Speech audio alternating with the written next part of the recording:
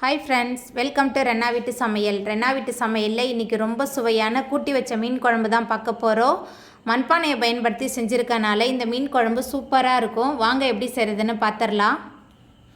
கூட்டி வச்ச மீன் குழம்பு பண்ணுறதுக்கு முதல்ல 2 தக்காளி சேர்த்துக்கலாம். தக்காளி நல்ல பழுத்த தக்காளியாக இருந்தால் ரொம்ப சுவையாக இருக்கும். இது கூடவே மீன் குழம்புக்கு தேவையான அளவுக்கு கல்லுப்பு சேர்த்துட்டு கையால் முதல்ல நல்லா கலந்துடலாம்.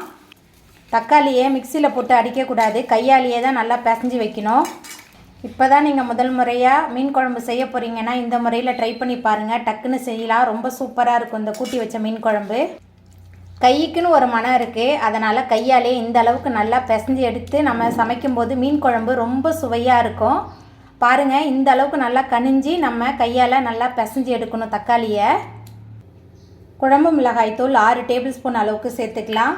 அதுக்கப்புறமா மஞ்சள்தூள் 1 ஸ்பூன் அளவுக்கு, காரமான தனி மிளகாய்த்தூள் 1.5 ஸ்பூன் அளவுக்கு சேர்க்குறேன். அதுக்கப்புறமா சின்ன வெங்காயம் 10 பொடியாக நறுக்குனது, இது கூடவே கொஞ்சமாக கருவேப்பிலை சேர்த்துக்கலாம். அதுக்கப்புறமா கொஞ்சமாக புளித்தண்ணி சேர்த்துக்கலாம். உங்களுக்கு எவ்வளோ குழம்பு வேணுமோ அதுக்கு தகுந்த மாதிரி தண்ணி சேர்த்துக்கோங்க. இன்றைக்கி நான் அரிசி கழுவுன தண்ணி தான் சேர்க்குறேன். அரிசி கழுவுன தண்ணி சேர்த்துட்டு மறுபடியும் நல்லா கையாலே கலந்துடலாம். கூட்டி வச்ச மீன் குழம்புக்கு நம்ம குழம்பை கூட்டி வச்சிட்டோம். அதுக்கப்புறம் மீன் குழம்பு தாளிச்சிடலாம். கூட்டி வச்ச மீன் குழம்பு பண்ணுறதுக்கு அடுப்பில் மண் சட்டி வச்சுருக்கேன். அதுக்கப்புறமா தாளிக்கிறதுக்கு தேவையான அளவுக்கு எண்ணெய் சேர்த்துக்கலாம். எண்ணெய் சூடாகி வரட்டும். எண்ணெய் சூடாகி இதில் 1 ஸ்பூன் அளவுக்கு கடுகு சேர்த்துக்கலாம். கடுகு நல்லா பொரிய ஆரம்பிச்சிருச்சு. 1 ஸ்பூன் அளவுக்கு வெந்தயம் சேர்த்துக்கலாம். கடுகு வெந்தயம் ரெண்டுமே நல்லா பொரிய ஆரம்பிச்சிருச்சு. அதுக்கப்புறமா கொஞ்சமாக கருவேப்பிலை சேர்த்துக்கலாம்.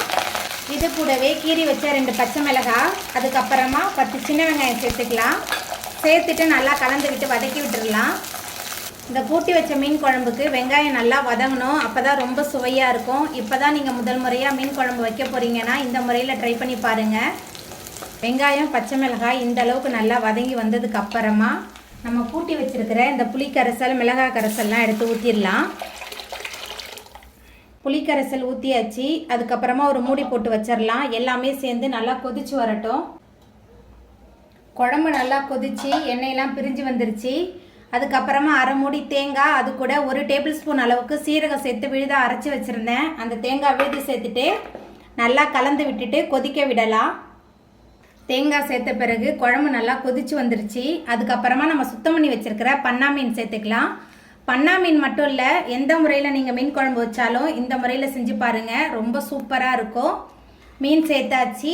குழம்பு நல்லா கொதிச்சு மீன்லாம் நல்லா வெந்து வரட்டும். குழம்பு நல்லா கொதிச்சு மீன்லாம் சூப்பராக வெந்து வந்துருச்சு. இது சுண்டி வர இந்த மீன் குழம்பு ரொம்ப சூப்பராக இருக்கும். இப்போ நம்ம அடுப்பு ஆஃப் பண்ணிடலாம். அவ்வளோதாங்க, ரொம்ப சுவையான கூட்டி வச்ச மீன் குழம்பு சூப்பராக ரெடி ஆகிட்டு. இந்த சுவையான மீன் குழம்பை நீங்களும் உங்கள் வீட்டில் செஞ்சு பாருங்கள். இந்த வீடியோ உங்களுக்கு பிடிச்சிருந்தா லைக் பண்ணுங்கள், ஷேர் பண்ணுங்கள், கமெண்ட் பண்ணுங்கள், சப்ஸ்கிரைப் பண்ணுங்கள். அப்படியே பக்கத்தில் உள்ள பெல் பட்டனையும் கிளிக் பண்ணிடுங்க.